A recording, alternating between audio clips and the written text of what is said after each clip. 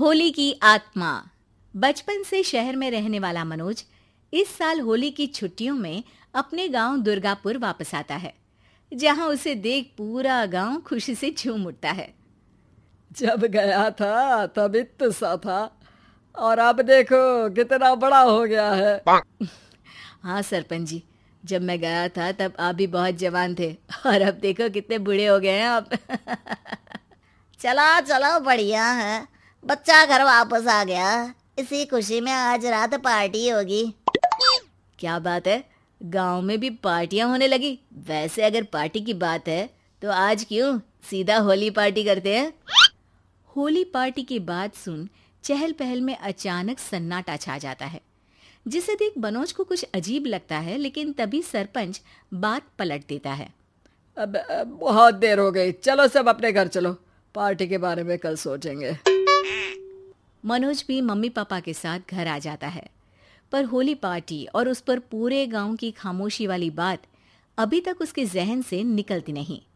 पापा, होली पार्टी की बात पर सब चुप क्यों हो गए थे? अरे होगी उनकी कोई अपनी बात, मुझे गांव की पंचायती थोड़ी पता है। थक गया हूँ, चलो सो जाते हैं, कल बात करते हैं। पापा की बात मानते हुए मनोज भी सोने चला जाता है। आज तो छुपा लिया, लेकिन हफ्ते बाद जब होली का दिन आएगा तब इसे कैसे रोकोगे? अगली सुबह सूरज के साथ ही मनोज भी गांव घूमने निकल जाता है, जिस पर रास्ते में उसे अपनी ही उम्र के कुछ लड़के भी मिलते हैं, जिनसे दोस्ती कर अब वो उनके साथ घूमने लगता है। इसी तरह कुछ दिन बीत जाते हैं और होली नजदीक आने लगती है। दोस्तों, होली में 4 दिन ही बचे हैं, पर गांव में उसकी कोई तैयारियां क्यों नहीं दिख रही? क्योंकि यहाँ होली नहीं मनाई जाती।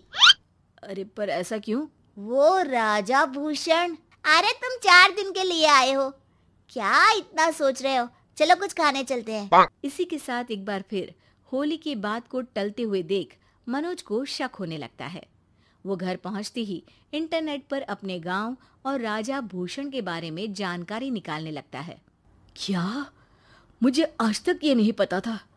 ऐसा कैसे? किसी ने मुझे कुछ बताया क्यों नहीं? सारी जानकारी लेने के बाद मनोज गांव वालों या अपने मम्मी पापा से कुछ पूछे बिना खुद ही उसकी सच्चाई के बारे में छानबीन करने लगता है, जिसके चलते वो राजा भूषण की हवेली में पहुंचता है। वाह, क्या हवेली है यार!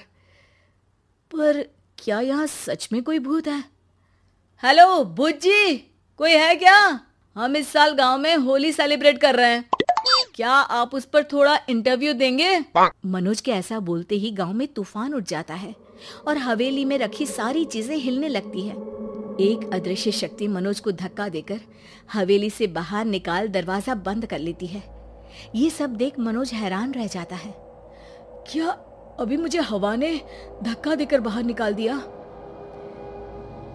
मेरे होते हुए इस गांव में कभी होली नहीं मन सकती, इसलिए दोबारा ऐसी कोशिश भी मत करना, अंजाम बुरा होगा।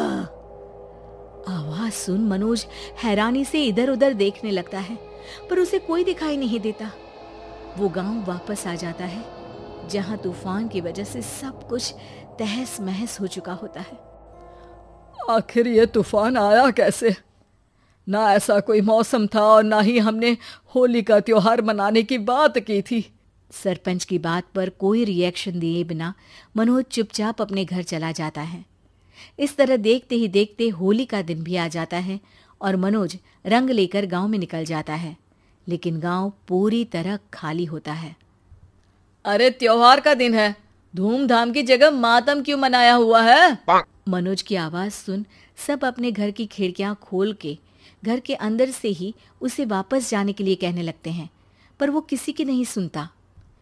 तुझे पहले भी समझाया था, अगर होली खेलने की कोशिश भी की तो अच्छा नहीं होगा। अरे बात मान लो बेटा, तुम्हें सच नहीं पता। मुझे सब पता है। सालों पहले इस राजा ने एक अंधविश्वास फैलाया और आप लोग आज तक उसे मानते आ रहे हो। अरे बेटा, जब तुम पैदा भी नहीं हुए थे उससे भी बहुत पहले से इस गांव पर होली का श्राप है। अगर गांव में होली का त्योहार मनाया जाता है तो प्रलय आना पक्की बात होती है। राजा भूषण इस सब में नहीं मानते थे और त्योहार मनाने लगे, जिसके चलते होली वाले ही दिन पहले उनके बेटे की और फिर उनकी मृत्यु हो गई। तभी से गांव की रक्षा के लिए उनकी आत्मा उस हवेली में रह रही है। सबकी बातें सुन मनोज उलझन में पड़ जाता है। सोचना भी मत मनोज, अगर तुमने इस परंपरा को तोड़ने की कोशिश भी की तो उसका परिणाम इस गांव और गांव के लोगों के लिए अच्छा नहीं होगा। मुझे भी यकीन नहीं हो रहा कि आप लोग एक बेतुकी बात को मानकर सालों से रंगों के त्योहार को मातम की तरह मनाते आ रहे हो। मनोज किसी की कोई बात ना मानते हुए पूरे गांव में रंग बिखेर देता है, जिसके तुरंत बाद वहां तूफान के साथ बिजलियां गरजने लगती है। अचानक मौसम में ऐसा बदलाव देख जहां मनोज कंफ्यूजन में आ जाता है, वहीं गांव वाले डर से सहम जाते हैं।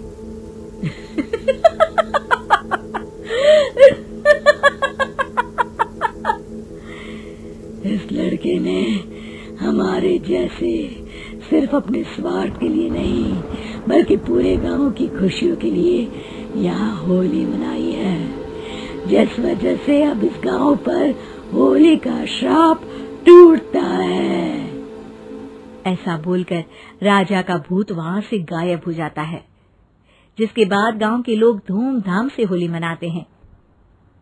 खुशियों के रंग गांव में बिखरे ही होते हैं कि अगली सुबह अचानक मनोज कहीं गायब हो जाता है और एक बार फिर गांव में होली का नया राज शुरू हो जाता है।